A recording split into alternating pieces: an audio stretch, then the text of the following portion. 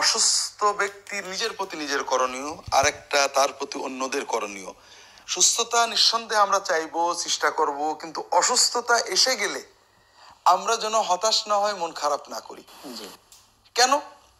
প্রথম বিষয় বুঝতে হবে যে রাসূলুল্লাহ সাল্লাল্লাহু আলাইহি ওয়াসাল্লাম বলেছেন, মুমিনের প্রতিটি বিষয়ই একটা অদ্ভুত বরকতের, আনন্দের, কল্যাণের। মুমিন যখন ভালো থাকে, কল্যাণ পায়, শুকর করে, তার সওয়াব পায়, দুনিয়ায় বরকত পায়, আখিরাতে সওয়াব পায়। আর মুমিন যখন কষ্টে পড়ে, সবর করে, আর সবরের কারণে তার সওয়াব আরো বেড়ে গেল, আরো ভালো হয়ে গেল। সুবহানাল্লাহ। কাজেই আমাদের জীবনটাকে বুঝি, জীবনটা হলো অনন্ত, এই দুনিয়ায় এবং আখিরাতে। আল্লাহ যদি আমাকে অসুস্থতা দেন, আমার চেষ্টার পরেও কোনো কারণে অসুস্থতা দেন, আমি এটাকে নিয়ামত হিসেবে গ্রহণ করব, যে এটা আমার দুনিয়া এবং আখিরাতে কল্যাণময় মূল্যে আল্লাহ দিয়েছে। প্রথম, আমি যদি সবর করি আমার সওয়াব হবে। দ্বিতীয়ত, এই ছোটখাটো অসুখ বিসুখের মাধ্যমে আল্লাহ আমার গুনাহগুলো মাফ করবেন, এটা বারবার হাদিসে আসছে। একটা দিনের জ্বরের মাধ্যমে আল্লাহ অনেক বছরের গুনাহ মাফ করে দেন। আমি অনেক গুনাহ তো করে ফেলি, তওবাও করতে পারি না ভালো করে। যাক, যদি একদিনের জ্বরে একটু সবর করে আল্লাহ আমার গুনাহগুলো মাফ করে, তো আলহামদুলিল্লাহ, আমি একটু সবর করি। তো এইভাবে আমরা অসুস্থতায় হতাশ না হয়ে এটাকে আল্লাহর দেওয়া নিয়ামত হিসেবে গ্রহণ করব। মুমিনের জীবনের প্রতিটি দিক যদি মুমিন ইমানি চেতনা নিয়ে গ্রহণ করে, এটা তার জন্য দুনিয়া এবং আখিরাতে কল্যাণকর। সে ভালো থাকলেও কল্যাণ, সে অসুস্থ থাকলেও তার জন্য কল্যাণ আসে। মানে অসুস্থতার অকল্যাণের মাধ্যমেও সে কল্যাণ পাচ্ছে। কি জন্য? একজন মুমিন নয়, তিনি অসুস্থতার কারণে হতাশ হচ্ছেন, গুনাহ হচ্ছে, তিনি আহতাশ করছেন, গালি দিচ্ছেন ভাগ্যকে, তার অসুস্থতা পুরোটাই অকল্যাণ এবং আল্লাহর কাছে সে কিছুই চাচ্ছে না। আর মুমিনের অসুস্থতাও কল্যাণ। এক নম্বর, তিনি এটার সবর করে সওয়াব পাচ্ছেন, এটার মাধ্যমে গুনাহ মাফ হচ্ছে এবং আল্লাহর কাছে পানা চাচ্ছেন, অনেক দোয়া করছেন, দোয়ার সওয়াব পাচ্ছেন।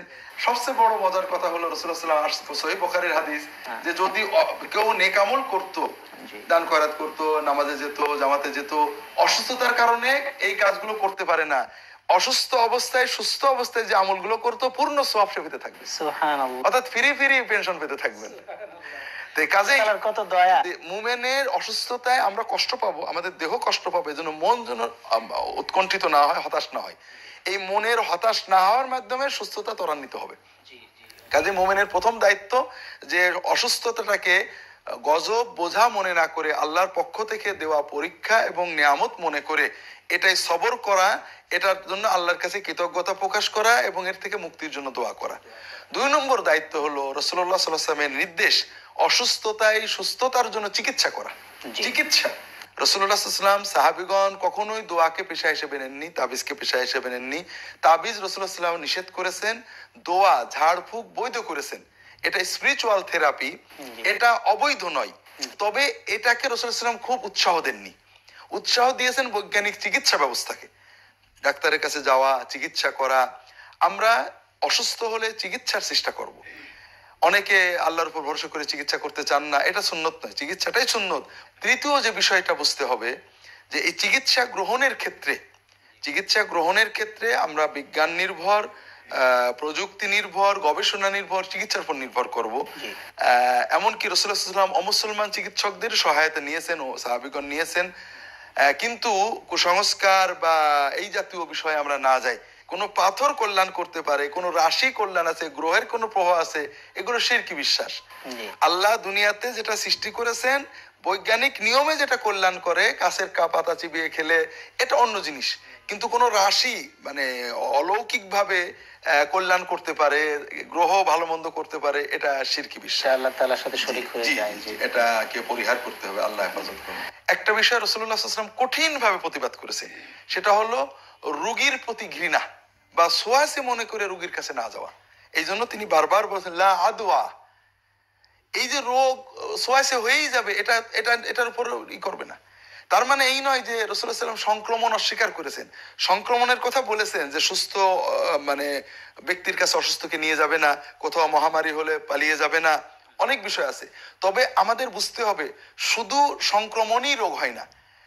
তাই যদি হতো, আমরা প্রতিনিয়ত লক্ষ লক্ষ রোগ জীবাণু দেহে ঢুকাচ্ছি, কিন্তু রোগ হচ্ছে না। রোগ হওয়ার জন্য আল্লাহর ইচ্ছা, অর্থাৎ আমাদের শরীরের প্রতিরোধ ক্ষমতা ইত্যাদির প্রয়োজন। কাজে আমরা যেন কোনো রোগের কারণে কোনো রোগীর প্রতি ঘৃণা অনুভব না করি, কোনো রোগের প্রতি ঘৃণা অনুভব না করি, রোগীর প্রতি সহমর্মিতা পোষণ করি। এটা হলো প্রথম কথা। তার কাছে যাব, সেবা করব, সুস্থতা থাকার তাকে সান্ত্বনা দেব। কোনো রোগীকে দেখতে যাওয়া, এটা অন্যতম শ্রেষ্ঠ ইবাদত। রাসূলুল্লাহ সাল্লাল্লাহু আলাইহি ওয়াসাল্লাম বিভিন্ন হাদিসে বলেছেন, যখন কেউ রোগী দেখতে রাস্তায় বেরোয়, সে আল্লাহর রহমতের ভিতরে সাঁতার কাটতে থাকে। সুবহানাল্লাহ। যখন সে রোগীর কাছে বসে, তখন সে আল্লাহর রহমতে ডুব মারে। যদি কেউ সকালে অর্থাৎ দ্বীপ্রহরের আগে যে কোনো সময়ে একজন অসুস্থ মানুষকে, মারিদান, মৌলানা অসুস্থ, নেতা অসুস্থ, মুসলমান অসুস্থ, এগুলো কিছু বলা হয়নি, যে কোনো অসুস্থ মানুষকে যদি কেউ দেখতে যায়, জি। এর ভিতরে যদি কেউ একজন রোগীকে দেখতে যায়, তাহলে সন্ধ্যা পর্যন্ত ৭০,০০০ ফেরেশতা তার জন্য দোয়া করতে থাকে। সুবহানাল্লাহ, সুবহান। আর যদি কেউ দ্বীপ্রহরের পর থেকে সন্ধ্যা পর্যন্ত, রাত পর্যন্ত কোনো রোগীকে দেখতে যায়, তাহলে পরবর্তী দিন সুবহে সাদেক পর্যন্ত ৭০,০০০ ফেরেশতা তার জন্য দোয়া করতে থাকে। কত বড় আল্লাহ তাআলার কত বড় দয়া, নিয়ামত। একটা মানুষকে